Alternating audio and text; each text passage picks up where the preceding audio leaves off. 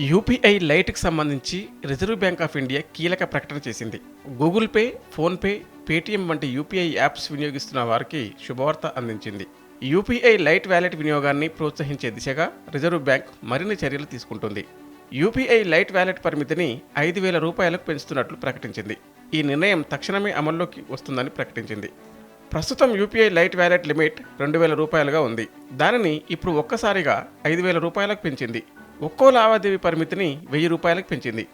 ఇందుకు సంబంధించి 2022 జనవరిలో జారీ చేసిన హాఫ్లైన్ ఫ్రేమ్వర్క్ను సవరించింది. ప్రస్తుతం ఈ విధానంలో ఒక్కో లావాదేవీ పరిమితి 500 రూపాయలుగా ఉంది. మొత్తం వ్యాలెట్ లిమిట్ 2,000 రూపాయలుగా ఉంది. ఇంటర్నెట్ కనెక్టివిటీ తక్కువగా ఉన్నా లేదా అందుబాటులో లేని పరిస్థితుల్లో రిటైల్ డిజిటల్ చెల్లింపులు చేయగలిగే సాంకేతికతలను ఆర్బీఐ ప్రయోగాత్మకంగా పరీక్షిస్తుంది. యూపీఐ పిన్ని ఉపయోగించకుండా తక్కువ విలువ లావాదేవీలను నిర్వహించడానికి వినియోగదారులను యూపీఐ లైట్ అనుమతిస్తుంది. ఇది రియల్ టైమ్ కోర్ బ్యాంకింగ్ సిస్టమ్లపై ఆధారపడకుండా కస్టమర్ ఫ్రెండ్లీ విధానంలో పనిచేస్తుంది.